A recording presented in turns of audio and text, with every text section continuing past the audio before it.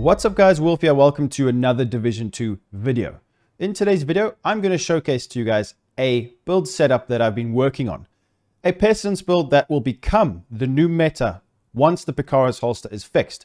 And the reason I haven't, finalized the build and posted a build video is because the PICARO'S holster needs to be fixed first, as we cannot get the full amount of reds that we would have on this build. Therefore, I can't showcase the true potential of this setup. So once the PICARO'S holster is fixed, if it gets fixed, I will make the finalized build. So in this video, it's going to be a bit different. We're going to be talking about the setups. I'm going to be showcasing my reasons for choosing the setup and my reasons why I haven't chosen other setups.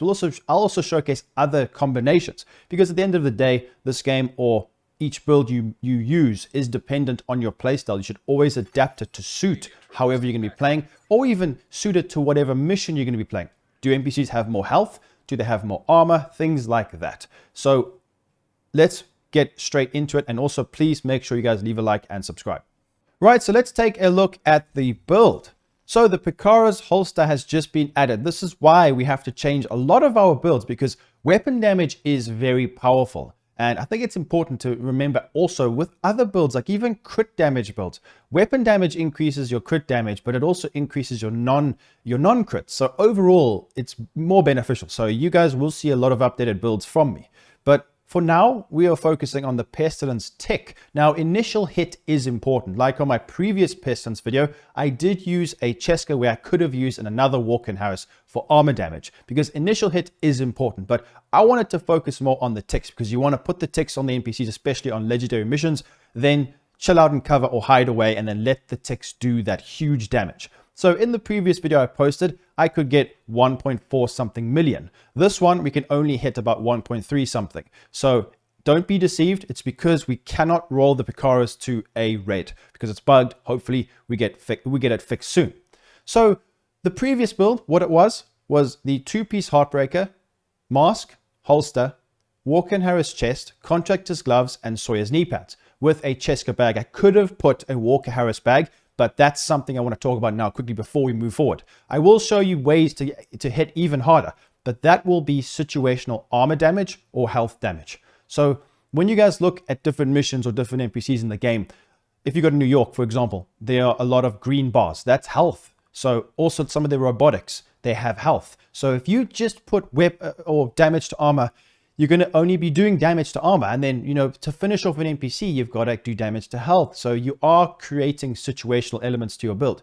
With just baseline weapon damage, there is no downside. And I believe that's the best way to run a Pestilence build. But it's dependent on you and where you're playing, what mission. So you might switch the build up to suit where you're playing and how you want to be playing. Just remember, that is always viable and always a good thing to do. So always assess how you're going to be playing. Also test things for yourself, because there are diminishing returns in crits in this game, depending on how many reds you have. It can get quite confusing. Like, for example, Perfect Headhunter has a huge diminishing return if you go all reds. It's better to even have 2 blues rather. You'll still hit the same amount of damage, for example. This is all dependent on you, and I don't want to delve into that, because otherwise this video will be 3 hours long. So on that previous setup, we could get 60% weapon damage. On this one, 75. And you can tell already that we're going to hit way harder with the ticks. The reason why I didn't want to make this a build video, like I said before, is because I cannot roll the holster to a red to fully showcase exactly if it works completely. It should, but you guys know how this game works. Maybe they nerf it, they don't change it to a red, and we end up stuck with this. So you'll end up not being able to do as much damage because we can't roll a red on it, because it makes a big difference. So that's why I'll hang fire, then post a video once it gets fixed. So we could get 60% previously. We had the 2 Heartbreaker, the mask, and the holster. That is going to be 15%. Plus the Walker chest piece, 20%. Plus the Contractor's gloves, 30%. Then the knee pads, 40, 50, 60%. So we had 60% there. With this one, we have 15 plus another 15 from the PICARO. That's already 30. 40 from the chest, 50, 60, 70 from the knee pads, and 75 from the one piece, which is a lot more weapon damage. And it's actually quite insane. And I'm really happy to say that Pestilence builds are going to get even better, which is great. So now I could have rolled more damaged armor, and you're probably noticing or thinking to yourself, with this setup, we have now lost damaged armor from the Contractor's gloves. You are right. Like I said before, I think it's an okay trade-off because it's only damage to armor. The ticks will only give you more damage to the blue values on armor. So it's still better because we're going to get overall more weapon damage. Now, there are different ways to set this up, which I will showcase now. So with this build, just to recap, if you are unaware of the previous build that I made or how this works. So Heartbreaker 2-piece is great because of the Pestilence ticks. They work off of weapon damage.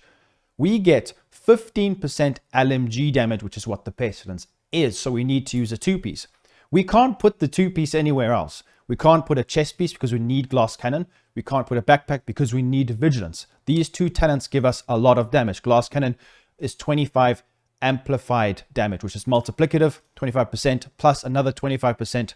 So glass cannon will eventually give you more damage, but this is also 25 incremental damage. So we can't run Heartbreaker on the chest and bag. We also can't run Heartbreaker here on the holster because it's Picaro, and we can't run on the knee pads because this gives us 30% weapon damage. Now, there are other ways you can obtain weapon damage as well. You know, like for example, with the new Catharsis mask, and that's something that I would rather go in towards a tank build because it's a blue again. So you might have situational elements as well with having to take damage to get the buff, and maybe I'll make a separate video for that. So the 2-piece Heartbreaker, we can only run it on the mask and the gloves, which is annoying. That's the way it is. We've lost the armor damage, but I think it's still a good trade-off if you guys have been following what I've been saying. Hopefully you don't skip the video, because in my previous videos, I've noticed a lot of people in the comments just skip through the video and they miss what I'm saying. And I hopefully you guys do spend more time watching the video. Also, so many of you guys are unsubscribed, watch my videos, are still unsubscribed. Please guys, hit that sub button. I would appreciate it. So now that we've established the 2-piece and that we have to put it there, it's really up to you between the bag and the chest. Normal weapon damage is only obtained from these 2 pieces anyway. So you can have a Walker chest or a Walker bag. You can have a Petrov chest, Petrov bag. You get LMG damage 10% and the Walker 5%. So crit damage and crit chance is probably what I would go for on this build. You can go for headshot damage. It's really up to you. That's something I will delve into later on. So we've got huge amounts of baseline weapon damage increase. The knee pads as well. This is going to be great because it stops us from getting staggered, and we get 30% increased weapon damage. It's a must-have knee pad. Now, some people will argue, well, I like to move a lot. So then you would change that. You would change that to something else. What you use is up to you. Now, this is also something I've been seeing a lot lately, is people seem to not understand how Fox's Prayer really work. And I think it's a good time to mention it here. So guys, damage to targets out of cover. If you didn't know this, if an NPC is in cover, clearly they're behind cover, and they peek and then they go back into cover. If that NPC leaves cover or appears to leave cover and they walk next to the cover, they are still classified as in cover. So you will not be doing a lot of damage, especially considering you'll be away from the NPCs. You might not aggro them as much. Therefore, you've got no damage. So you need to be cautious of this, and you need to test it and see where this will benefit you in a mission. There's so many things in this game you've got to take into consideration. It's not just paper. You need to look in practice. So, I think this is definitely the best. Let me quickly showcase how this works. So with the statistics now, you'll notice we've got 114. This is more than the previous Pestilence build I run that had one more red. So you can imagine, and that Pestilence build had way more, higher reds, because right now, as you guys can see, I think, yeah, we're lacking the weapon damage. So it beats, even with the extra blue, it beats the weapon damage from the previous best Pestilence build I made. So you can see that it will get increased and improved a lot once we move forward. But at least I've got the pieces now, especially this bag. It is quite juicy. So I think glass cannon as well is something I've spoken about a lot. You can use obliterate. There's other talents you get more damage being in cover, but glass cannon, it's multiplicative. It's just the best, and I recommend it because there is a safety net mechanic in the game that prevents you from getting one-shotted, and that's been proven by Yannick as well. He responded to my tweet. I mentioned that in a previous video that I've made. I think it could have been a sniper video. I'll try and link it if I find it. Then obviously vigilance, because we don't take damage, we get all that increased weapon damage, because in a Pestilence build you're going to be hiding behind cover, therefore just stacking that increased damage, especially from the knees. So let's take a look and see how this is going to work. So how I'm going to do the testing is I'm going to showcase damage to health, then damage to armor, and then total the two. I will round off somewhere there, like for example 1,345,757. I'll just put 1.345 million. I won't put the 757, for example. I'm going to round it off. And also, my pieces aren't perfect. I have updated the chest piece quickly, guys. I've got one that's got a bit higher weapon damage because it only had around about 10%, and 1 or 2% weapon damage when you're testing is a big difference, especially when you have multiplicative elements going on. So I'm going to showcase a second build to you guys after this one. So I believe these two to be very, very strong. This one, in my opinion, is better, but I'm interested to see in the comments down below which one you prefer. Obviously, it's situational and down to where you're playing in the game, whether or not you need more health damage or armor damage. Let's take a look now and see how much damage to health we can get. We've got everything stacked up. Let's have a look. So the knee pads are stacked, and we have max out of the pestilence stacks. 1,269,000. Then invulnerable elite. I do have everything written down, so don't worry, you guys don't have to remember everything. And like I said, I'll total the two. When I total the two, it gives a rough estimate of how much damage you'll be doing over a course of a mission. Obviously, it's not going to be 50-50, and that's where the situational part comes in. But I just wanted to I think it's a good way of testing. So this is going to be damage to armor. As you guys will see, we will have blue values now. That is damage to armor. So 1,345,000. Now remember, this will go higher when we actually have a red on the PICARO'S holster. So when we total the two, 1,269, 1,345, it is 2,614,000, which is really, really good. So what I'm going to do is showcase a second build to you guys. Now, this one is a bit different. So as you can see, we've got very high amounts of weapon damage, but the way this game works, it's quite strange sometimes when you're testing. And I found this to be quite surprising, but have a look at this. So this is the Pesty, the second version I've got here. Don't worry about the yellow, it doesn't matter. As you can see, the chest piece is almost the same as the other one. So we have got, the difference is now is we've got the contractor's gloves on, and we've got 3-piece Walker Harris. So normally before, we'd have to have the Heartbreaker for that incremental damage.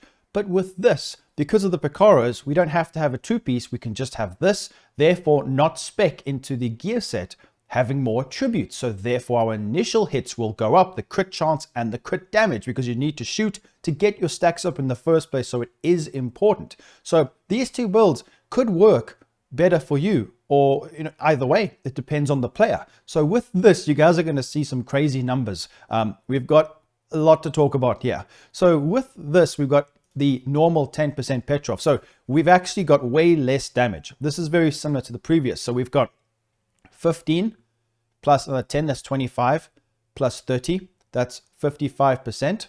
And then we've got another 60% for the Walker. Now the rest of the Walker and Harris is going to be damage to armor and damage to health. Like I said before, situational elements, but we have both. We've got damage to armor and damage to health, so it helps with it. Now, the reason why I've gone for the 3-piece Walker is because we have an extra attribute, whereas if you can find a red Hollow Man mask, we get 10%, so it's only 5% more. Like I said, it depends. You might just go for a Cheska mask, for example, then getting your crit chance up. That could be even better. It's up to you whether or not you think, like in New York, if that's going to benefit you to have a little bit more health damage. Remember, it can multiply, so you will get a lot more than you think with that extra 5%. But we lose an attribute. So the Hollow Man mask is an option. I think this is really good, the 3-piece. So we get lots of armor damage and some health damage.